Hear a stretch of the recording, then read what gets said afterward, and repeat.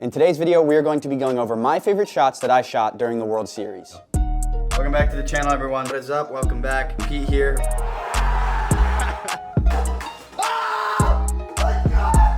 What is up, everyone? Welcome back to the channel. My name is Pete Gottschalk, content producer at Major League Baseball.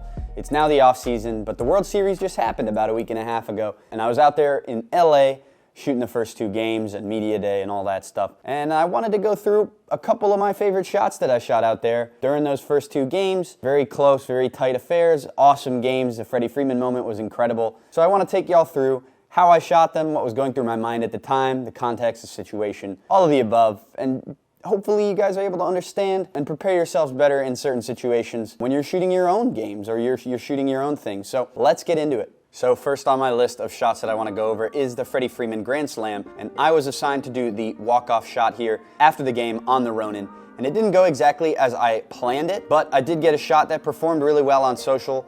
I posted on my own Instagram. It is the Freddie Freeman kind of hugging his dad, embracing his dad through the net after he hit the walk-off. So I'm going to talk a little bit about how I shot it, technical aspects, and then what was going through my head at the time. The shot didn't quite go as I planned, but I was able to get a shot that kind of did really well on social after the fact that it was Freddie embracing his dad.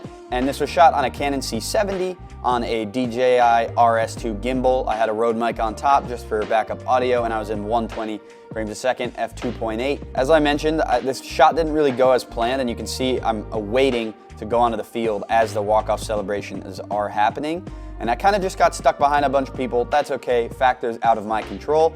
Can't get them all. But once I am allowed out there, we are in the scrum, and it's just about finding Freddie, sticking around him, and capturing what we can and just being alert. You can see there's a lot of cameras out there. You know, we had the video board broadcast, Fox broadcast, we had Dodgers video, bunch of people, photographers out there too, other players. So now it's just about getting what we can get. So as you can see, I finally am able to get up in the front and get some of these shots here of Freddie embracing Mookie, Freddie with Max Muncy, and hugging Dave Roberts. That's a pretty good usable clip here. And then Freddie, just the emotion on his face as he's walking around as we get up to the front. When you're in these situations and there's a lot of people, you gotta be aware. Always keep your head on a swivel. Make sure you're not blocking like broadcast and other people that are frankly more important than you. Make sure you're not injuring anyone, of course, too. That's the most important thing. As this goes on, I see Freddie see his dad right here. You can kind of see him look over, and then he's getting to the edge of the pile here, and I see him start to run. So at this point, I'm in a good position because I'm kind of on that edge of the scrum there, the group, and I'm the first one over there. And this is how I was able to get that good shot, just by paying attention and also getting partially lucky. But so Freddie comes over, and there's his dad right there. He hops up onto the little ad board there. And luckily, I am in autofocus here. Sometimes I am in manual for these scenarios on a gimbal, but most of the time I'm in auto. And Freddie embraces his dad, and his dad with a huge smile, and the focus actually hit there, which on the C70 it can be dicey. And then there's this nice B-roll ISO with the lights flickering of Freddie right after the game. Now there's a lot of cameras here, but you crop that vertically and it works really well. That one right there, I guess, is emphasizing kind of being aware of the situation, what can possibly happen, being ready for whatever is possible, because you ultimately never know how these athletes are going to react. You're in an environment that's not under your control, so you gotta make the best of it. So these next shots are from game 2, and I'm gonna kind of do both of them in one because I like both of them. Whenever there's a scenario in a tight game, you know, it could be 30 seconds left in a basketball game, or it's 4th down on a football game. Whenever you're getting ready for those big game scenarios, I think it's important to capture some B-roll prior, whether that's a team coming out of the timeout before that 30 seconds left in a basketball game or that final play, or getting the team in the huddle before that 4th down. You need to kind of establish the setting. That is just a good shot to get. I got this shot of Juan stepping up to the plate in a 1-run game in game 2. This is on the Canon 100-300, which is an amazing lens, f2.8. And I just got him stepping up to the plate, right? It was a big moment, 1-run game. Juan Soto is one of the best players in the game. And capturing that number on the back of his jersey and him just kind of locking in this moment helps set up his at-bat even better. So now, whenever you do get these like B-roll shots, adding some movement or getting the details are two ideas that you can kind of incorporate. Here I get Juan just kind of digging into the box. It's not my best work. It's a little out of focus, as you can see right here. But we finally nail focus, and then we're going back out wide just in case he hits a homer on this first pitch. So now that we have our B-roll shot, let's go into the home run and bat flip here. And this is one of those things where if he was a righty here in this situation on the other side of the box, I might go tight on him. But since he is a lefty and I can't capture his face and the emotions on his face when he's swinging, I am just going to go wide and capture the whole body. Also because that crops better vertically. So be thinking about that, especially if you're producing more for a social or something like that, the cropping vertically. If I shoot this really tight, whenever it's cropped, it's really gonna lose that kind of context of where the player is, what stadium, the weather, the situation. You risk losing those things if you're too tight. You can always crop it in, especially if you're in 4K. But as you can see, I have Juan in focus here. I'm gonna skip forward. And now he swings.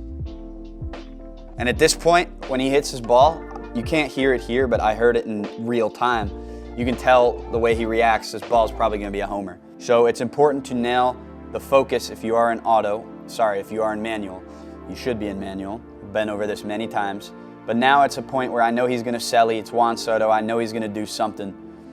So at least get this part in focus. That's what's going through my mind. You get a little nervous, you can get locked up, get it enough in focus, and that is done pretty well right here. You know, there are some parts that could have been better probably, but it is what it is. And that shot right there is definitely one of the best bat flips I've ever gotten, just with pure emotion and how the bat is kind of coming at me is one of the reasons I really liked it. And Juan's an electric player, so this shot is gonna definitely play in the future for future edits, hopefully. With those two examples, I just kind of want to highlight how important it is to get those B-roll moments and to be in that mindset of thinking, of setting up the moment with your shots and your B-roll things. It could be fans, it could be the team, like I said, stepping out of the huddle, whatever. But set up those moments that are important in games to tell the story, and that'll help amplify the story. So these next two, I'm going to be messing around with my manual focus.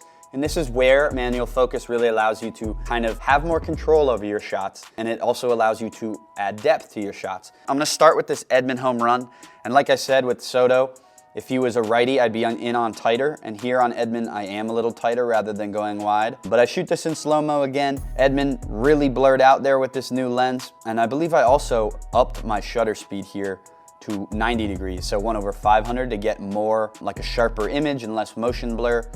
I was doing that for pitching, but I just kept it for this shot. And as you can see, it's not my best manual focus job, but it's very hard as he's running and getting really tight there. But where I want to highlight is whenever he rounds the bases, right? I rack to the crowd. And if you're in autofocus, this might be a little bit more of a tougher job, and you might see kind of like a more manufactured autofocus. It's gonna do that kind of, it's hard to explain, like boop boop thing where the autofocus will catch and you'll really be able to see that it is autofocused. It's not gonna be a smooth roll. But right here, as I pan to the crowd, I did this just to show the kind of bedlam and the limbs per se, if you wanna put it in soccer terms, in the background of this shot. Because this home run gave the Dodgers the lead, it was the first action of the game. So the fans were hyped. And I kind of keep Tommy in the bottom of the frame, but include the crowd in the background to emphasize the connection between the crowd in that moment for Tommy. You can see right here, the Dodger Stadium sound system is very loud, and you see that little tiny shake? That's from the Dodger Stadium sound system. It's very loud there.